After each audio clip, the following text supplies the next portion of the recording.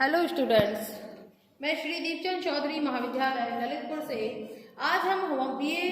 Third semester का जो home science है advance nutrition and human development, जिसमें आपका एडवांस न्यूट्रिशन जो है वो कंप्लीट हो चुका है। ह्यूमन डेवलपमेंट वाला जो पार्ट है वो आपका चल रहा है। तो उसमें आज हम देखेंगे कि एडोलेसेंस होता क्या है, उसकी मीनिंग्स, उसकी डेफिनेशंस। इसके साथ साथ हम जो देखेंगे वो है हमारा थ्योरीज,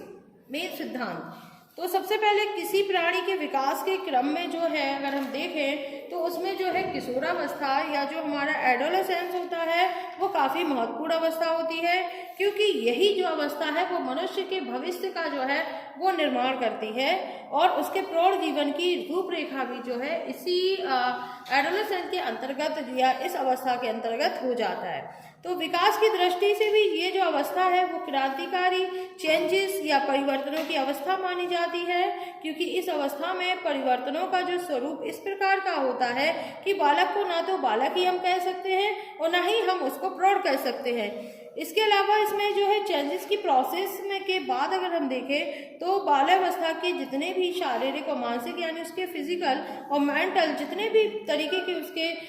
गुण होते हैं वो खत्म हो जाते हैं और उनके स्थान पर नए गुण जो है वो ले लेते हैं और ये चेंजेस ही जो है बालक को किशोरावस्था की तरफ ले जाते हैं। और इसके लिए कुछ डेफिनेशंस दी गई हैं कि या इससे पहले हम अगर जो मीनिंग देखें अगर हम सही शब्दों में, तो किशोरावस्था जो है वो शब्द अंग्रेजी भाषा के एडोलेसेंस शब्द का जो है हिंदी रूपांतर होता है और एडोलेसेंस शब्द की जो उत्पत्ति हुई है वो लैटिन भाषा के एडोलेस से हुई है, जिसका अर्थ होता है परिपक्वता की ओर बढ़ना, यानी कि टू ग्रो टू मैच्योरिटी। इसके अलावा कार्माइकल ने भी जो है कुछ डेफिनेशंस, अब हम बात करते हैं डेफिनेशंस देखते हैं कि जो कार्माइकल थे उन्होंने 1968 में जो है कहा कि किशोरावस्था जीवन का वह काल होता है जहां से किसी अपरिपक्व व्यक्ति या जो अनमेच्योर पर्सन है उसका फिजिकल और मेंटल विकास जो है वो चरम सीमा की ओर बढ़ता है। यानी adolescence has been defined as that time of life when immature individual in health is approaches the culmination of his physical and mental growth। तो विद्वानों ने जो है 13 से 21 वर्ष की जो अवस्था को जो है किशोरावस्था माना और मनोवैज्ञानिकों के अनुसार किशोरावस्था जो होती है वो सेक्सुअल मैच्योरिटी से प्रारंभ होती है और लीगल मैच्योरिटी पर जाकर के जो है वो समाप्त हो जाती है। और मनोवैज्ञानिकों का मानना है कि केवल 13 वर्ष का हो जाना ही किशोरावस्था के लिए जो है पर्याप्त नहीं होता, बल्कि उसके लिए बालक बालिकाओं के अंदर जो है पर्याप्त फिजिकल एंड मेंटल चेंजेस का होना बहुत ज़रूरी होता है, क्योंकि सेक्सुअल चेंजेस और उनके उत्पन्न होने वाले मेंटल एंड सोशल और कॉग्निटिव जितने भी तरीके के चेंजेस होते हैं वो किशोरावस्था की मैच्योरिटी को प्रभावित करते हैं और परिवर्तन की इस अवस्था में जो है पेरेंट्स, टीचर्स और गार्जियंस या अन्य लोग जो बालकों के कल्याण में रुचि रखते हैं और परिवार, समाज व राष्ट्र की प्रगति चाहते हैं तो उनको जो है किशोरों के विकास पर विशेष रूप से ध्यान देना चाहिए, क्योंकि जो किशोरी होते हैं वो वर्तमान शक्ति और भविष्य की ओर जो है आशा होते हैं। और आइजैक और उनके साथियों ने भी जो है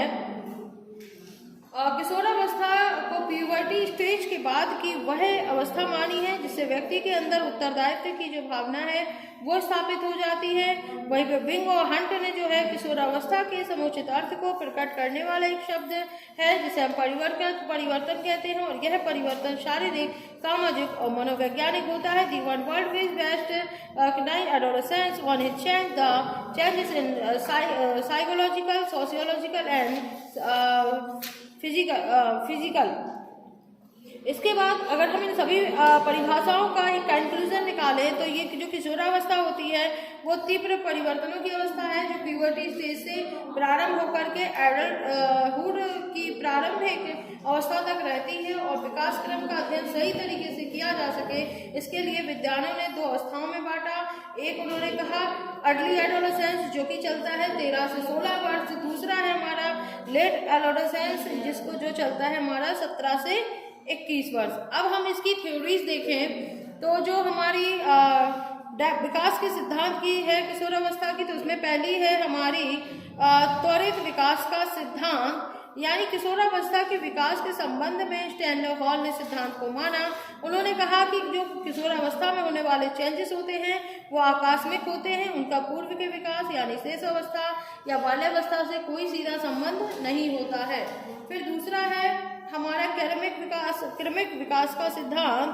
तो इसमें क्या होता है कि इसका जो समर्थन किया था वो किया था थॉर्नडाइक, किंग और हॉलिंगवर्थ ने। उन्होंने बताया कि किशोरावस्था के विकास के क्रम में उत्पन्न जो विभिन्नताएं और नवीनताएं देखी गई हैं वे एकदम ना करके धीरे धीरे आती हैं, और संबंध में किंग का कथन है कि जिस तरह से एक ऋतु के आगमन के चिन्ह दिखाई देने लगते हैं उसी तरीके से बाल्यावस्था व किशोरावस्था एक दूसरे से जुड़े होते हैं, क्योंकि बाल्यावस्था में ही जो है उसके लक्षण दिखाई देने लगते हैं,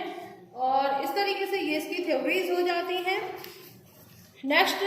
में हम देखेंगे इसकी कैरेक्टरिस्टिक्स की, एडोलेसेंस की विशेषताएं क्या है, और उसके साथ साथ हम इसमें देखेंगे किशोरावस्था के विकासात्मक कार्य, और इसके अलावा इसमें क्या शारीरिक क्या मानसिक कौन कौन से विकास होते हैं उनको हम नेक्स्ट वीडियो में या नेक्स्ट क्लास में हम देखेंगे। धन्यवाद।